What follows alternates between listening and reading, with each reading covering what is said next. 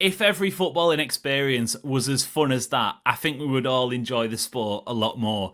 Manchester City beating Palermo 3-0 in their first and final pre-season friendly before the start of the Premier League season. Welcome back to the City Ramble. This is the first word match review straight after the full-time whistle. I'm Amos Murphy. If you are new, make sure to hit the subscribe button. Plenty of content throughout the upcoming season that you are gonna want to be a part of.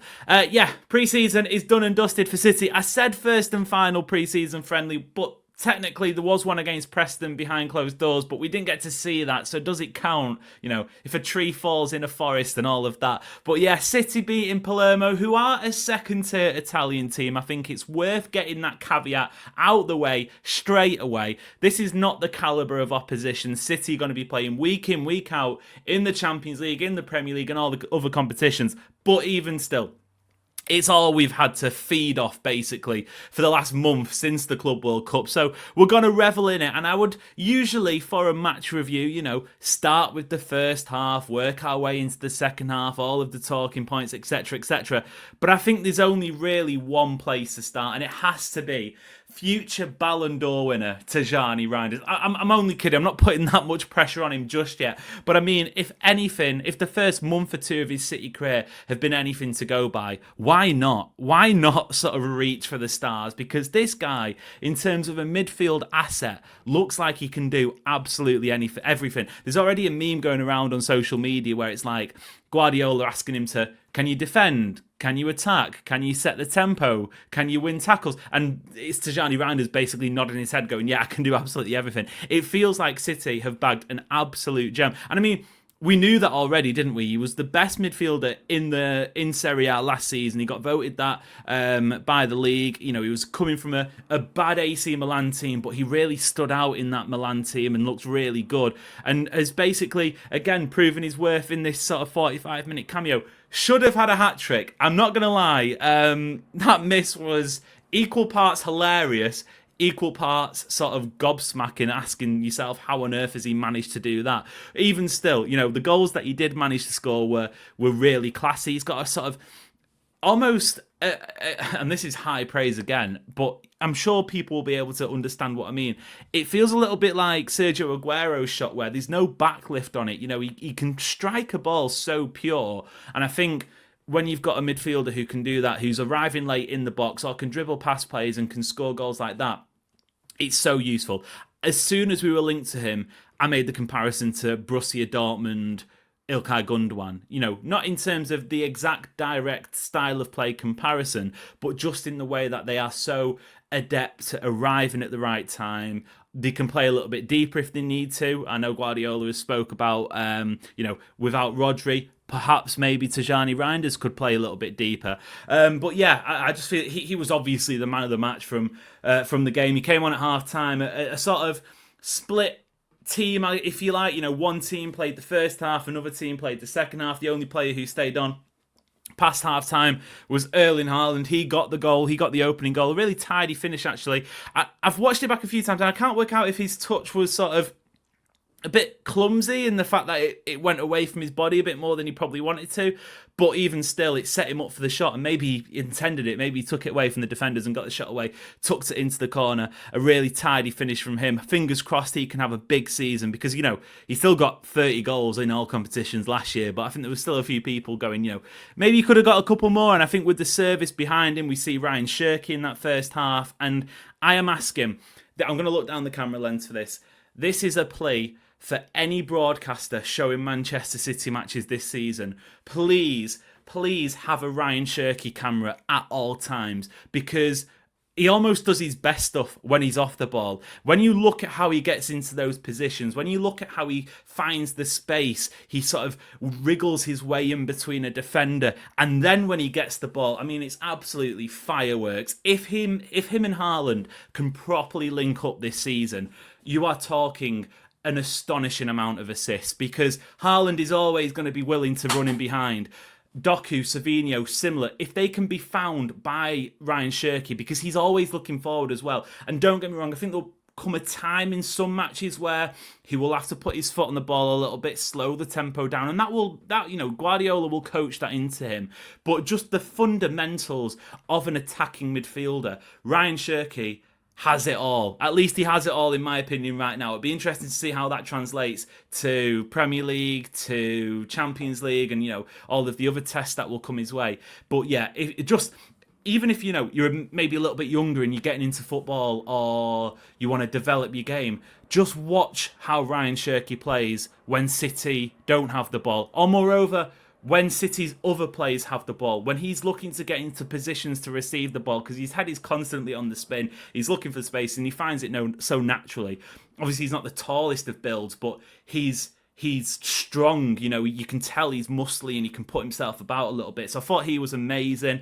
Rayan Aït-Nouri as well. I think the first 15 minutes for Aït-Nouri was a little bit shaky, got caught out. I think it was for one of the early Palermo chances.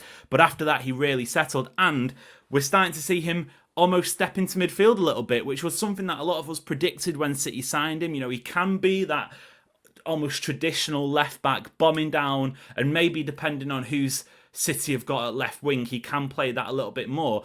But we also suggested that if City wanted to deploy, a back three, sort of like a back 3.5. You can have Rayan Aït-Nouri stepping into midfield, providing cover alongside Nico Gonzalez, who, a lot has been said about Nico Gonzalez, especially since the Rodri news dropped, in terms of finding replacements. Can City finally get a stable deputy, even if it's, by combining a couple of players? And I feel like Nico Gonzalez, from what I saw anyway, maybe Guardiola will say differently, but it felt like he looks more comfortable, he looked more confident. And again, the caveat, it's only Palermo, Serie B team. Maybe when it comes to sort of the bigger matches, he won't be able to necessarily do it. But I'm confident. We've seen him play against, Newcastle is the game that stands out. I think he played really well at the Bernabeu against Real Madrid as well. I want to see him there. I want to see him with Tijjani Reijnders, because I feel like that's a great balance. If you sprinkle a little bit of Ryan Cherki in there as well, then, please, I'll be off my seat for that. But even if it's, Bernardo Silva with Tijjani Reijnders and Nico Gonzalez, I think that's got a nice balance. So if it's Gundogan, you can see the combinations here. What Guardiola I don't want to see doing is Kovacic, Bernardo Silva, Gundogan, all in a midfield three, because that just doesn't have the legs. And we're seeing fresh faces, we're seeing fresh legs, we're seeing athleticism, we're seeing energy in City's squad for the first time in, let's face it, quite a long time, all across the pitch. Even going into defence, Kusanov I thought was great, especially, not necessarily that I'm shocked because we have seen it before, but the way he passes the ball I thought was really sort of impressive. He was picking out plays in midfield. That can be a real sort of underrated asset to his game. John Stones back in the team. Again, another player who's had plenty of conversations surrounding him. I'm not going to lie, it felt like, for me anyway, that he was probably going to be heading out of the door at City, but he's back fit. He's had an operation by all accounts. I think that was reported earlier this year. He's looking strong. He didn't play any minutes at the Club World Cup, so this is the first time we've seen him since February in a Manchester City kit. By the way, that kit looked good, didn't it? The all black one. Might have to get it for the display behind us. Let us know if you think that would be a good idea. In terms of the first half, any other standouts? Oscar Bob looking lively. One or two times maybe could have made a better decision, but he's getting in the right places. He's obviously had a difficult time of it last season with his injury. Marmoush looking good. Nico O'Reilly playing in midfield. That was interesting. Rico Lewis, again, another player who was sort of stepping into midfield from defence. I think he's a great squad player. I'm not going to lie. I know he gets a little bit of stick, but I think he's absolutely fine for City's squad. Loads of changes in the second half. Some more of the names you'd expect to feature against Wolves in that first game of the season. Ederson comes on. You've got Nunes in there. You've got Ruben Diaz, Bernardo Silva. I'm not going to lie. I feel like, for me anyway, I thought the first half 11 was a little bit more fun. Maybe I'm wrong, I don't know. Just in terms of the sort of the newer faces we were getting to see. Not saying that, it wasn't exciting in the second half, because obviously Tijjani Reijnders lit the place up. A big shout out to Divine Mukasa as well. He got a gorgeous assist for one of the Tijjani Reijnders goals. Really sort of intelligent layoff. I would hope to see him a little bit more in the first team this season. I reckon his minutes, he's only 17, so there's no pressure, but I reckon his minutes will be reserved to Carabao Cup, FA Cup, possibly 1 or 2 Champions League appearances if City are qualified early doors, and they can sort of maybe rotate the team a little bit. I thought Savinho was really lively. He could have possibly got a goal. I thought he was unlucky with the effort that he had. But all in all, a real fun, a real exciting match for Manchester City. It has to be said, we haven't seen them at all since the Club World Cup, and I know a lot of people after that Al Hilal game were sort of fearing the worst, thinking the bad parts about City are rearing their ugly heads again. It's going to be another long season. Why do we bother? Pep out. There's so many people saying hashtag Pep out after losing to Al Hilal. Nonsense, ludicrous, ridiculous. It was the end of a long season. These guys have now had 4 weeks rest. Yes, there are still a couple of injuries. We're saying this, there was no Gvardiol there, there was no Foden there was no Rodri there. They're going to come back into the team. It feels like what I'm seeing anyway, what's being projected to me, even from the guys that have been here a long time, Gundogan, Bernardo Silva, Ruben Diaz, those sort of players, I'm getting a hunger, I'm getting desire, I'm getting, right, we have got to go out and put the wrongs of last season right. I'm getting point to prove. And I don't necessarily mean it in the sense that the manager or the players have to prove people wrong. I'm not saying it like that. I just mean almost for themselves. Like, you could tell a lot of them were embarrassed with the way that last season went at times. Whatever the reason was, we've been over it so many times. But yeah, it just feels like someone's lit a fire beneath the belly, and I feel like, traditionally speaking, that's the worst. Well, it's the best kind of Pep if you're a City fan, but if you're an opposition fan, that's the worst kind of Guardiola. You don't want a Guardiola who is looking to prove himself right, basically, because that could be dangerous. But yeah, looking forward to Wolves now. No doubt come crashing straight back down to earth with a dodgy result against Wolves. But I feel like City are in the right state of mind.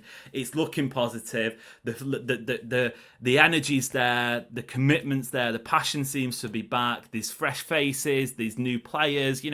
How many of this squad, how many of the players that we've seen for City in this Palermo match, how many of them have actually won a league title? It sounds crazy because it's only, 12 months since City last lifted their last one. But if you actually side by side look at the squad that won the league title in 2024 and the squad City are going to be starting the new Premier League season with, there are so many players who haven't tasted that silverware with City, and they're going to want to. I don't think you can underestimate how important that will be. Players who are coming to this club to be the next era, the next generation of title winners. And, I'm just buzzing. You can hear it from my voice. You can sort of, from the videos we've done on the City Ramble channel already. Yeah. And by the way, who heard, the City Ramble mention at half-time on the City Plus broadcast? Shout out Matt Kerr, who did a fantastic job. The City Ramble getting a mention. So that means you've got to subscribe, because we are leading the conversation in the world of Manchester City. And you do not want to miss a beat. While you're down there, get involved in the City Ramble Discord. Plenty of conversation going on in there as well. There's an FPL link in the description as well. If that's your job, your business, your gig, whatever. If you like playing FPL, get in the City Ramble League. I'm bobbins at it, so you're already going to beat me. There's an incentive to get into it. But until next time, there'll be plenty of content on this channel throughout the build-up to the first Premier League match of the season on Saturday. Until next time, we will see you later.